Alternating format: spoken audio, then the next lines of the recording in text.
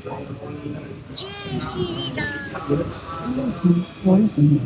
बोलो। मेरा नाम दक्ष प्रताप सिंह आड़ा है। मैं कोटा राजस्थान का रहने वाला हूँ। मैं अभी 12th पास आउट हूँ। अभी बैंक में जॉब कर रहा हूँ।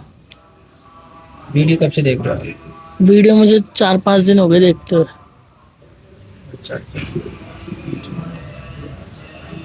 हो? विशाल सिंह, कोटा राजस्थान से। मैं एक्सिस बैंक में पिछले 4 सालों से नौकरी कर रहा हूँ और पिछले साल भर से मैं इस संस्था की वीडियो देखता हुआ आ रहा हूँ। 4-5 साल से 4-5 साल से जॉब कर रहा हूँ एक्सिस बैंक में और 1 साल से मैं वीडियो देखता आ रहा हूँ।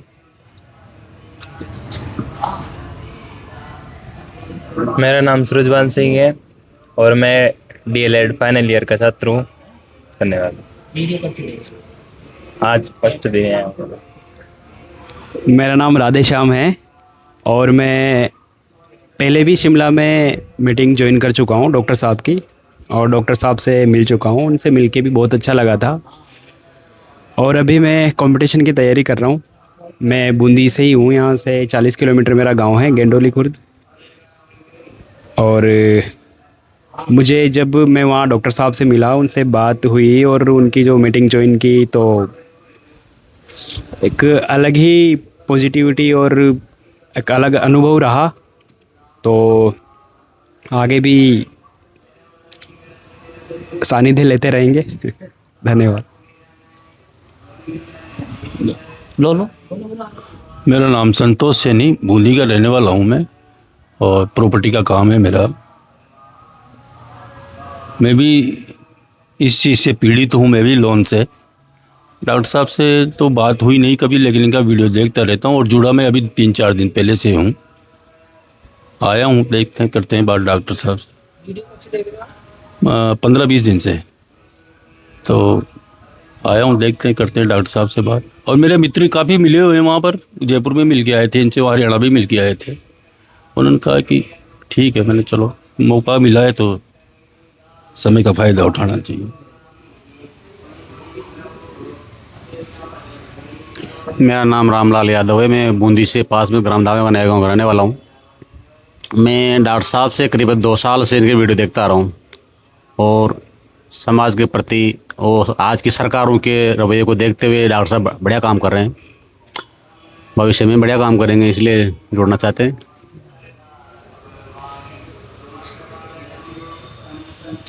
मेरा नाम वीरेंद्र कुमार प्रजापति है और मैं बिजोलिया से आया हूँ और अपन ड्राइवरी करते हैं, गाड़ी वाड़ी चला लेते हैं कभी।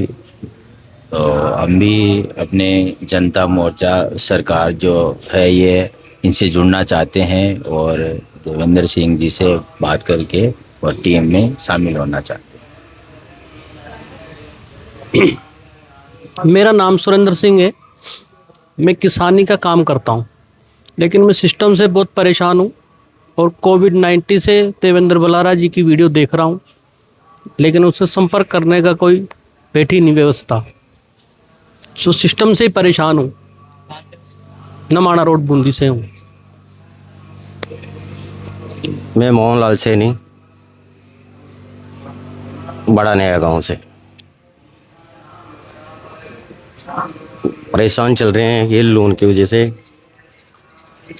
और ये परेशान कर रहे हैं, बार बार फ़ोन कर रहे हैं। इसलिए आप इस संस्था से जुड़ने के लिए आपका धन्यवाद।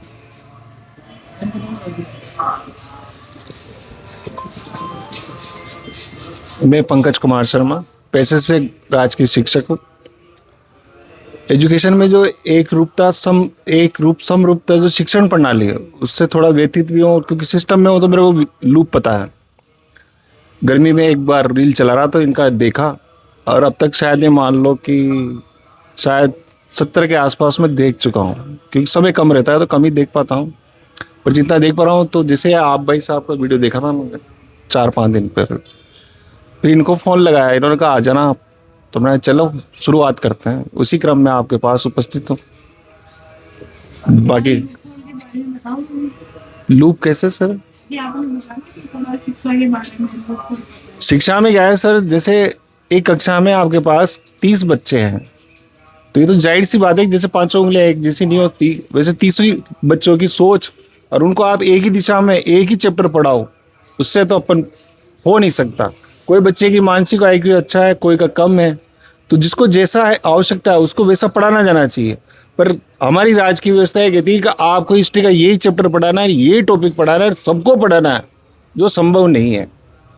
हालांकि मेरी पढ़ाने की शैली अलग है, बिल्कुल ही अलग है। मैं जैसा बच्चा पढ़ता है वैसे पढ़ाता हूँ, पर मैं जानता हूँ मैं जैसा आज पढ़ा रहा हूँ वैसा दूसरा टीचर नहीं पढ़ाएगा। अब जब नहीं पढ़ाएगा तो मेरा जो इस देश का नागरिक आने वाला है वो वैसा होगा नहीं। होगा तो कुछ न कुछ तो शुरुआत करनी पड़ेगी, कहीं से तो करनी पड़ेगी। हालांकि मेरे साथ कई सारी समस्याएं भी, पर ठीक है, जो समस्या जैसी है वैसी है, अपन जितना लड़ सकते हैं उतना लड़े। उसी क्रम में मैं आपको साथ जुड़ने आया हूँ। जो मुझसे होगा वो मैं जरूर करूँगा। चाचा जी लाओ, आपका भी दो ना परिचय, इधर आओ। आप हमारे सबसे बुजुर्ग हो और एक्सपीरियंस भी है आपको जीवन का। लो इधर आओ।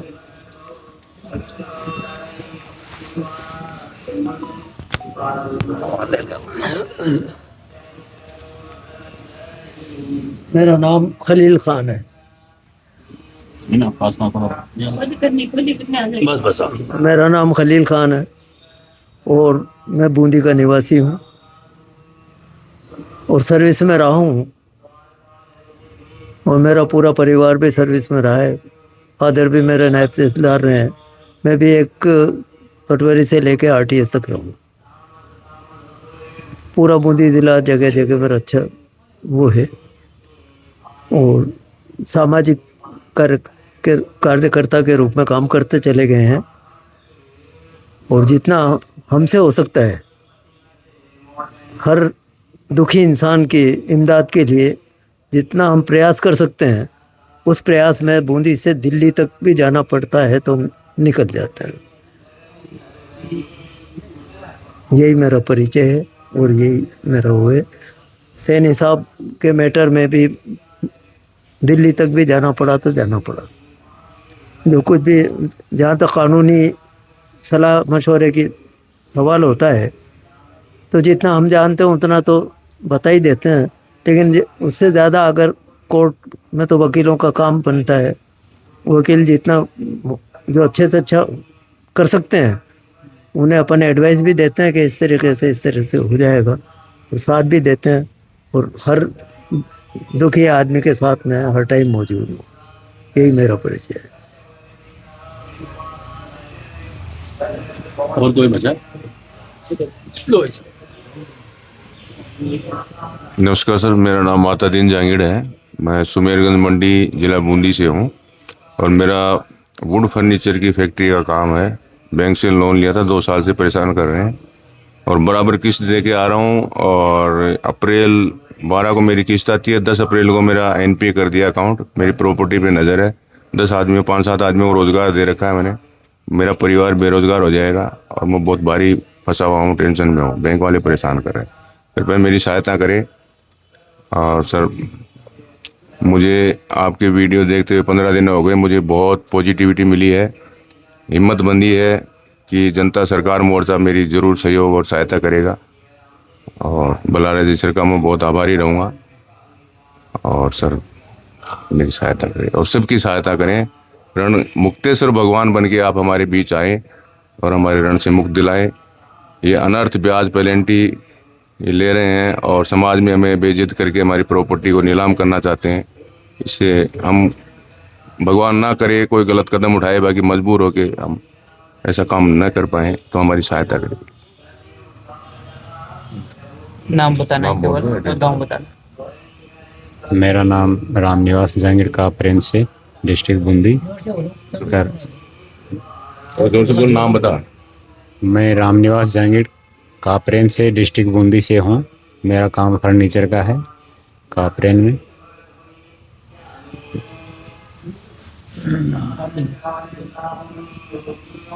सभी को नमस्कार। मेरा नाम विनोद है और पेशे से वकील हूँ और जनता सरकार मोर्चे से जुड़े हुए मुझे लगभग 1 साल हो गया है और बहुत सारी मीटिंगें भी ले रखी है। और इससे लोगों की एक हेल्प करने का एक अलग वो मिला है, प्लेटफॉर्म मिला है जहाँ पर, क्योंकि आज की डेट में हर व्यक्ति परेशान है और सबसे ज़्यादा जो परेशानी है वो कर्जे की है। हर व्यक्ति से के घर में आज की डेट में लोन पहुँच चुका है और लोन का मामला ऐसा है कि एक बार जिसके घर में भी लोन घुस गया उसको चुकाने के लिए उसको दूसरा लोन, तीसरा लोन, वो कभी ख़त्म होता ही नहीं है। तो इन सबको देखते हुए और इनसे जुड़ने का मौका मिला, लगभग साल भर से मैं यही काम कर रहा हूँ, लोगों की सहायता कर रहा हूँ और एज अ वकील भी उनको गाइडेंस दे रहा हूँ।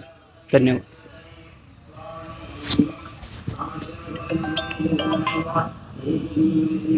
सभी को नमस्ते। लगभग 1 साल पहले मैं डॉक्टर साहब की वीडियो देखी थी एजुकेशन के मुद्दे पे, तो फिर मैं डॉक्टर साहब से मिलने गया था हरियाणा। उस टाइम पे मैं मिल के आया तो मैंने देखा कि पूरे बूंदी ज़िले में मैं अकेला हूँ, क्योंकि और कोई साथी था नहीं आज के 1 साल पहले। तो मैंने कहा यार अकेले से तो क्या ही होगा।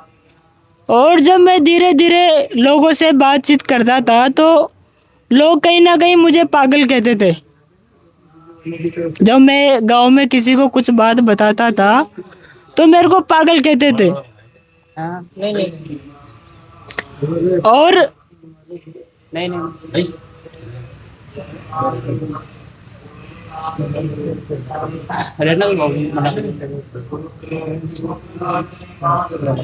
तो मैं जब डॉक्टर साहब से मिल के आया 1 साल पहले तो मेरे को लगा कि मैं पूरे बूंदी ज़िले में अकेला हूँ।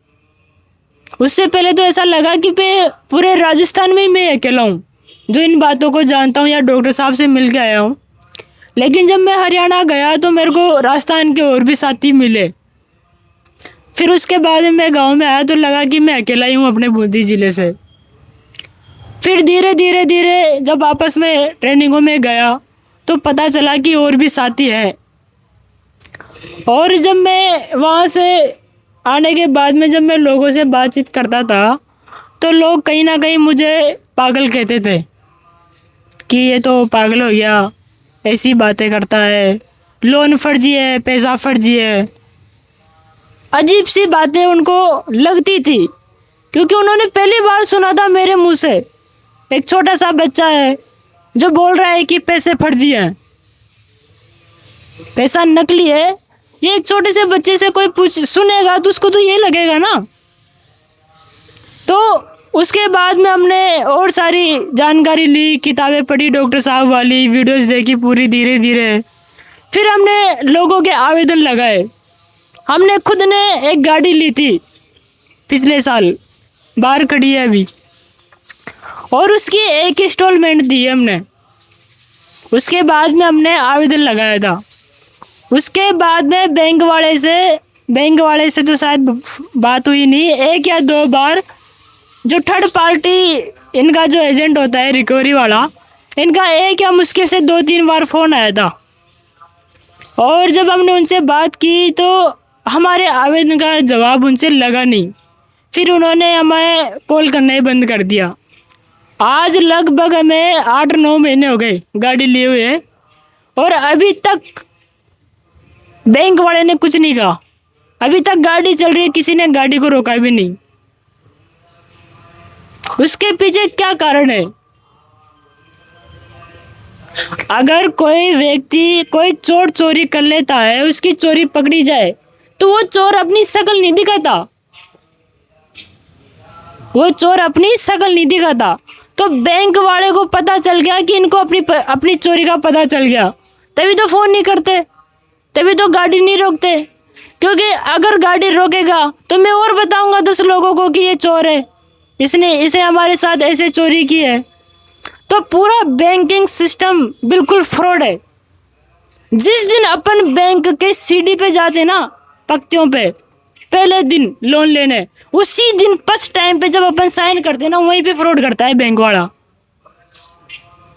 फर्स्ट टाइम पे जब अपन एग्रीमेंट होता है ना, वहाँ पे हम बैंक से बोलते हैं कि हमें 2 लाख रुपए का लोन चाहिए, 2 लाख रुपए का, लेकिन वो रुपया नहीं देता, वो हमें रुपये का नोट देता है। और नोटों में और रुपये में बहुत बड़ा अंतर है। बस इसी अंतर में अपन फंसे हुए हैं। जिस दिन लोगों को रुपये में और रुपये के नोटों में अंतर समझ में आ जाएगा, उसी दिन हम कर्जे से मुक्त हो जाएंगे। अभी भारतीय जो भी नियम है उनके अनुसार जो भारतीय रुपया है, वैध रुपया, उसका मानक स्टैंडर्ड के अनुसार 1 रुपये की वैल्यू 0.777 मिलीग्राम गोल्ड है। कितनी? 0.777 मिलीग्राम गोल्ड है। उसको जमा करने के बाद में अपन को रुपये का नोट मिलता था, जो कि 15 रुपये बराबर एक मोहर हुआ करती थी। तो अपन जब भी बैंक पैसा छापता था उसको एक मोहर देनी पड़ती थी, तब जाके वो 15 रुपया छाप के अपन को देता था। लेकिन धीरे धीरे धीरे जब अपनों ने, अपने आगे की पीढ़ी ने अपने को जानकारी नहीं दी, धीरे धीरे उन्होंने पैसे का कूटकरण किया और आज इतना कर दिया कि 1 रुपये की वैल्यू आज लगभग 12,000 रुपये बैंक नोटों के बराबर हो गई। यानी कि अपने को 12,000 गुना लूट लिया गया है। और यही जानकारी अपन अगर अगली वाली पीढ़ी को नहीं देंगे तो क्या होगा? आज एक बात बताओ, कोई कोटा में, कोई बूंदी में किसी को अगर भूख लग जाए और मैं उसको खाने की रोटी का फोटो भेजूं तो खा सकता है क्या? तो फिर वो फोन पे में पैसा कैसे चलता है? उसके बारे में किसी ने जानकारी क्यों नहीं बताई? भाई अपन मान रहे ना कि जब कोई व्यक्ति दूर बैठा है, अपन उसको फोटो भेज दे व्हाट्सएप पे या कहीं पे भी, तो वो खाना क्यों नहीं खा पा रहा है, लेकिन पैसा क्यों चल रहा है? इसके पीछे क्या कारण है? क्योंकि अपन को लगता था कि जो अपन ने नंबर भेजा है उस नंबर के बदले में कागज वाला नोट मिलेगा, यही लगता है ना। लेकिन इसको अपन बड़े रूप में देखते हैं। आज बैंक के पास लगभग 5 लाख करोड़ रुपए की करेंसी थी, क्योंकि बैंक के पास 5 लाख करोड़ रुपए की करेंसी के बराबर 800 टन सोना था, बराबर है। लेकिन इन्होंने धीरे धीरे उसको कितना छाप के कर दिया? 34 लाख करोड़। तो ओरिजिनल पैसा कितना बचा?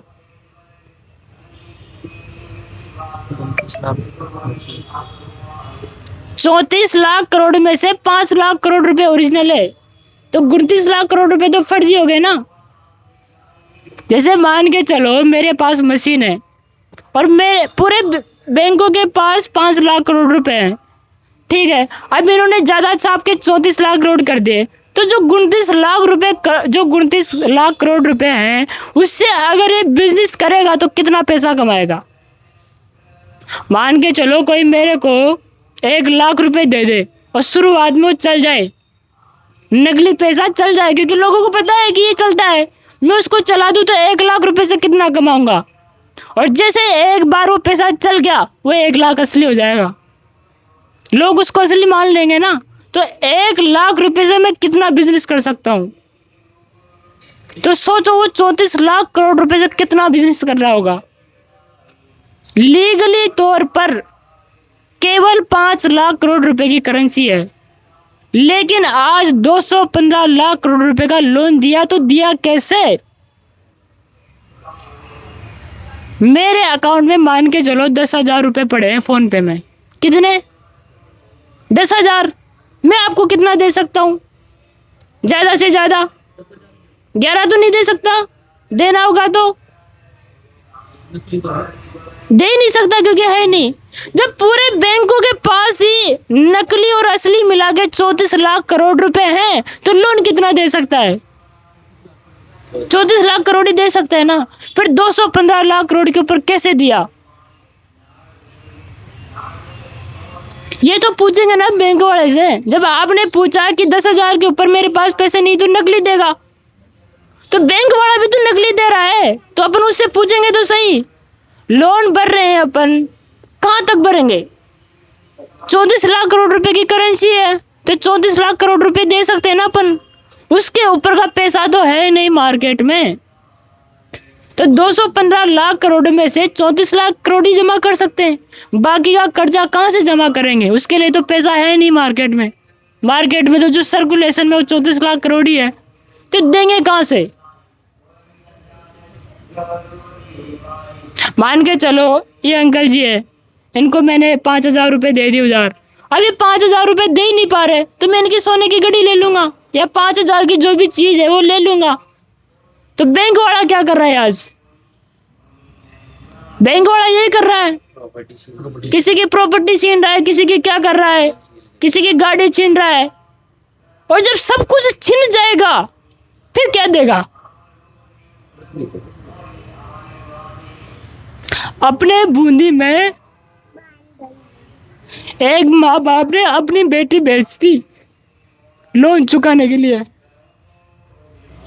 कोटे पे, किसानों ने भी हत्या ही कर लिया। तो ये लोन हमारे साथ क्या करेगा?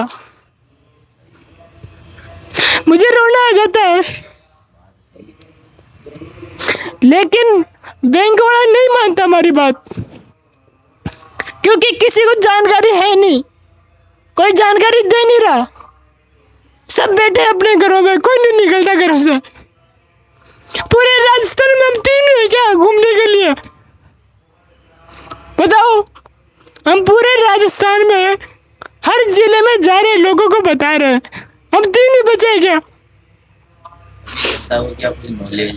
सब नॉलेज है जनता को, कोई नहीं बोलता। सरकारी आदमी तो बोलेंगे, नहीं बोलता सरकारी आदमी तो बोलेंगे, वो तो दबी हुई है सरकार, लेकिन ये आदमी आज बूंदी जिले में किसी और की बहन बेटे को बेचा जा रहा है, कल को अपने गांव में नहीं होगा क्या ऐसा? आज 15 आदमी आए। अभी हम भीलवाड़ा से आए थे, हमने सोचा कि टोल टैक्स बचाएंगे तो गांव में कोई रास्ता होगा तो पूछ के चलते हैं। तो हमने एक भैया से गाड़ी रोक के पूछा कि भैया इधर से कोई रास्ता हो तो बताओ, हमें बूंदी जाना है। तो उसने पहले तो रास्ता बताया, फिर बोला कि आपको कुछ और सेवा चाहिए तो हम दे देंगे, आप गाड़ी रोको, आपकी पूरी सेवा देंगे हम। 200 रुपये 500 रुपये घंटा है, इधर कोई दिक्कत नहीं है। तो हमारी बहन बेटियों को ऐसा काम क्यों करना पड़ रहा है? ये तो रामनगर में बोला होगा आपने, ये गाँव लेकिन बोला क्यों? कारण क्या है? उसको जरूरत क्यों पड़ी? शुरू से उनका बिजनेस धंधा ही है। नहीं, वो बिजनेस नहीं है, ये बिजनेस बनाया गया है। एमपी में अभी दोनों रोड के साइड में वो नीमच। चलो ठीक है, इसको मानते हैं कि बिजनेस है। मेरी बात सुनो, आपने कहा कि बिजनेस है, ठीक है, आपने माना बिजनेस है, तो क्या आप अपनी बेटी को बिठाओगे? मेरे को इसका जवाब दो। उनके समाज में उसको अच्छा मान, आपकी बेटी को अगर आप बिठाओगे तो क्या समाज सही कहेगा? मेरा इसको जवाब दो। मजबूरी है, पैसा नहीं है, इसीलिए आपने कहा कि ये सही है, क्या मेरे को उससे जवाब नहीं चाहिए, मेरा ये जवाब है। सुनो, मेरा जो जवाब है सुनो। बड़े आराम से पुट को आदमी करे तो मैं छोरी को चाल बंदो करूंगा, रोड पे चाल देखो यहाँ बच्चे डरना पकड़। अरे तो उस बच्चे की क्या गलती है जो उसके माँ बाप ने लोन लिया है? आपकी गलती है, तो बाप की गलती बेटी क्यों भुगत रही है? जो उसका समाज चाहता है। किसने बोला? क्या चलो आप मेरे साथ, आपकी बेटी के आपकी बेटी के लिए आप करोगे ये सब? अरे मैं यार, फिर आप नहीं करोगे तो वो क्यों करेगा? समाज में वैलिड है ना। किसने बोला वैलिड है? आप चलो, मैं उनके मुखिया से मिला नहीं पैसा मांग चल है उनकी। ये सारे लोग सही बता रहे हैं, आप ये बता रहे हो। नहीं, समाज जो है ना, उनका समाज अपना समाज है, मतलब समाज से ऊपर तो इंसानियत है ना भाई साहब। आज मान लो मैं ये कह रहा हूँ, मैं अगर उस घर में पैदा हो जाता, उस समाज में पैदा हो जाता और मेरी बेटी होती, मेरे को मान लो गवारा नहीं होता कि यार मैं मेरी बेटी करवाऊंगा। नहीं कर रहे हैं उसमें, मैं भी नहीं कर रहे हैं, लेकिन कुछ लोग तो समाज के प्रेशर में कर रहे हैं ना। वो चीज कहना चाह रहे हो, वो चाहे मजबूरी में कर रहे हो, मजबूरी में कर रहे हो या परिवार की जानकारी में हो रहा है। चलो ठीक है, मैं मानता हूँ, चलो मैं मानता हूँ कि उनका बिजनेस है, आपने बोला है ना कि उनका बिजनेस है, लेकिन कल को जो उस बेटे के साथ हुआ, नहीं आपने कहा है ना, उसको पैसा मानते हैं नहीं लेकिन वो मान रहे हैं, चलो ठीक है मैं मान भी लेता हूँ, लेकिन बाकी का क्या है? बाकी काम करते हैं, नहीं जो भी समाज में हो रहा है उसका क्या है? उसके अलावा भी तो हो रहा है ना, बोल सकते हैं। तो वो सत्य है तो उसको रोकने का काम नहीं है, उसको रोकने का काम जरूर तो रोकेगा कौन? नहीं रोकेगा, और तो मुझसे जहाँ पे नेता रोकना नहीं, दूसरों को रोकना नहीं, तो अपने को ही खड़ा होना पड़ेगा ना। करना तो अपने को पड़ेगा। किसी ना किसी को तो भगत सिंह बनना पड़ेगा। उसको ऐसा करने को पड़ेगा। आज ये कंडीशन आ गई है कि जो 34 लाख करोड़ रुपए का कर्जा था, जो पैसे थे, इन्होंने बांट के इतना असीमित कर्जा दे दिया जो कि कहीं वास्तविकता में है नहीं, तो उसको व्यक्ति चुकता कैसे करेगा? जो उस माँ बाप ने अपनी बेटी जो 14 साल की थी उसको 20 लाख रुपए में बेचा है, तो क्या वो आपके गांव में, आपके पड़ोस में नहीं होगा? चलो ठीक है, आपने माना कि बिजनेस है, लेकिन कल को अगर आप दलदल में फंसोगे तो क्या आप भी ये करोगे? मुझे इसका जवाब चाहिए। जब आप नहीं करोगे तो फिर वो क्यों कर रहा है? इसका भी जवाब दो। घरवालों में तो पूरा समाज लो।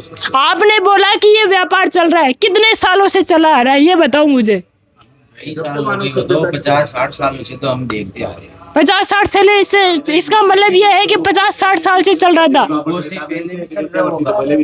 अरे चलो ठीक है, मैं मानता हूँ चल रहा था, तो कहीं ना कहीं शहरों में चलता था, गांव में नहीं था। लेकिन आज गांव में आ गया ना, नहीं आया आपके गांव में? बताओ मुझे क्यों आया? क्योंकि पैसा कर्जा चुकाने के पास उनके पास कुछ नहीं बचा, कहाँ तक देगा किस्तें? आदमी मरने के लिए और अपनी बच्ची को बेचने के लिए विवश हो गया है। 5 के 29 कैसे हो गए? सरकार वो नींद में थी क्या? सरकार नींद में नहीं थी, नींद में आप जैसे लोग थे। सरकार भी कर रही है यार, उनको परमिशन तो वही दे रहा है। कौन दे रहा है परमिशन? तो परमिशन सरकार को परमिशन किसने दी? सरकार किसने बनाई? रिजर्व बैंक किसने बनाया? रिजर्व बैंक बाद में आएंगे, पहले आप बताओ। सत्ता पे बैठा वो तो कंट्रोल करता है उसको। अरे तो सत्ता पे किसने बिठाया? हमने तो बिठाया। फिर आप ही तो कह रहे हो कि वो उन्होंने दिखा नहीं, दिखा उन्होंने नहीं कि अपन लोगों ने दिखा नहीं। मोदी को भी बिठा दिया, पर वो सुनना ही नहीं कर रहा है, तो गलती कहीं ना कहीं अपनी है ना। तो भाई अपने तो गलती तो अपनी है, अपन कैसे मान रहे कि सरकार की गलती है? वो तो हमने लोकतंत्र स्वीकार कर लिया, वो गलती मालिक बन गए। अरे आप अपनी गलती न मानो, इसका मतलब ये थोड़ी ना है कि लोगों के साथ गलत नहीं हो रहा। आप अकेले व्यक्ति अपनी गलती को नहीं मानते हो, इससे क्या ये साबित हो रहा है कि बाकी के लोग भी गलत है? सही वो साबित नहीं है। तो फिर आप कैसे कह रहे हो? लोग इतने कर्जे में फंस चुके हैं, वास्तविकता में कोई पैसा, उन्होंने कोई लोन नहीं लिया, सारा फ्रॉड है, लेकिन कोई सुनता नहीं है, कोई बोलता नहीं है। आज हमने कंडीशन, जब अपन बैंक वाले से ये तो पूछ सकते हैं ना कि तूने जो दिया ये दिया कहाँ से? आज मेरे पास फोन पे में अगर 10,000 रुपये है और मैं आपको 5,000 रुपये ट्रांसफ़र करता हूँ, तो मेरे पास सबूत तो है ना कि 10 में से मैंने 5 ट्रांसफ़र कर दिए, 5 बच गए। तो बैंक से अपन ने लोन लिया है 1 लाख रुपए का, 10 लाख रुपए का, तो अपन उससे भी तो पूछ सकते हैं। जैसे अब मेरे अकाउंट से 10,000 में से 5 कट गए तो 5 बचे, तो बैंक वाले के अकाउंट में जब 1 करोड़ रुपया होगा या जितना भी था, उसमें से अपन ने जितना भी लोन लिया उतना तो उसके पास घटा होगा। कि ये ट्रांजैक्शन हिस्ट्री भी अपन बैंक से नहीं ले सकते? बैंक कभी देना स्वीकार नहीं करे, तो क्यों नहीं कर रहा? उसका कारण क्या है? प्राइवेट पर नहीं चल रहा तो देते ही नहीं, तो और देते हैं तो दिया है, इस तो आज अपने जो पैसा निकाला है ना, वो स्टेटमेंट संस्था से लोन लिया, उसका स्टेटमेंट के पैसे ले लेता हूँ। अरे तो ये आपकी गलती की वजह से ले रहे हैं, ये अपने जैसे लोगों की गलती की वजह से ले रहे हैं। आज कंडीशन ये है, अभी तो टाइम है, 1 मिनट रुक जाओ, 1 मिनट रुक जाओ। अभी तो चलो ठीक है, कंडीशन यहाँ तक है, आने वाले टाइम में भी CBD से आने वाली है, लोगों के अकाउंट से पूरे पैसे उड़ जाएंगे धड़ाधड़। कुछ नहीं बचेगा 1 रुपया भी। फिर क्या होगा? जिन लोगों ने लोन ले रखा है उनका लोन ऐसा कैसा रह जाएगा। आपके अकाउंटों में जितने भी पैसे हैं, चाहे लाख करोड़ कितने भी, वो सारे के सारे जीरो हो जाएंगे। कोई सबूत नहीं बचेगा। आज 10 साल हो गए बैंक वालों ने बैंक की डायरी में एंट्री नहीं करते। एक पहले सुनो उसके पीछे कारण क्या है। जब बैंक वाले के पास इतना करोड़ रुपए की प्रॉपर्टी है, इतना सिस्टम में इतना सब कुछ, टाइम पे अपने को फोन करके पूछता है कि आपने किस्त क्यों नहीं दी। सब बिठा रखे उन्होंने, रिकवरी के लिए अलग से, लोन की फाइलें बनाने वाला अलग, ग्राहक ढूंढने वाला, सब कुछ अलग है। फिर वो उनके पास क्या एक प्रिंटर नहीं है बैंक की डायरी को एंट्री करने के लिए? क्यों नहीं है? क्योंकि वो एकमात्र सबूत है कि आपके अकाउंट में इतना पैसा था, इसकी ये प्रिंट आउट है। जब अपन बैंक की डायरी में एंट्री करवाते ना, वो एक सबूत है अपने पास कि आपके अकाउंट में इतना पैसा निकालने के बाद इतना बचा, बैंक की डायरी की एंट्री में एंट्री होने के बाद। लेकिन आज वो 10 साल हो गए उनको लगाते कि बैंक की डायरी में एंट्री मत करो, क्योंकि जिस दिन पैसे उड़ जाएंगे, जिस दिन लोग अपने पास आएंगे कि मेरे पैसे उड़ गए अकाउंटों में से, तो क्या प्रूफ क्या बचेगा अपने पास? जो व्हाट्सएप में और जो मैसेज में, जो जीमेल आईडी में जितना भी मैसेज आता है ना, वो तो चुटके में उड़ जाएंगे। फिर क्या करेंगे अपन? मान के चलो जिससे अपन ने 20 लाख रुपए 10 लाख रुपए उधार लेके रखे थे, जो पूरे गांव में, पूरे राजस्थान में, पूरे बूंदी जिले में लगभग 90% लोगों की जमीन गिरवी है बैंकों के पास केसीसी के रूप में, सारी को हड़प लेंगे। वो खाने के लिए कुछ नहीं बचेगा, एक दाना भी नहीं बचेगा, सबको बेच के खा जाएंगे अगर लोग बोलेंगे नहीं तो। जनता को जागरूक करना पड़ेगा, क्योंकि अगर जनता को पता ही नहीं है कि क्या हो रहा है, करोड़ के बारे में पता नहीं है लोगों को, वो तो विश्वास ही मानने के लिए